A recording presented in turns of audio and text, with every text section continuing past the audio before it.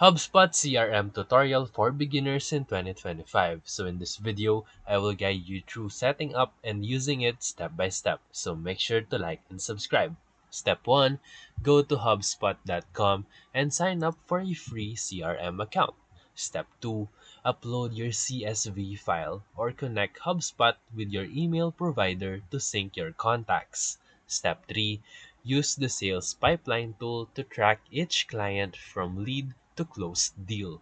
And then step 4, integrate with Gmail or Outlook so that all communication with your clients is automatically logged.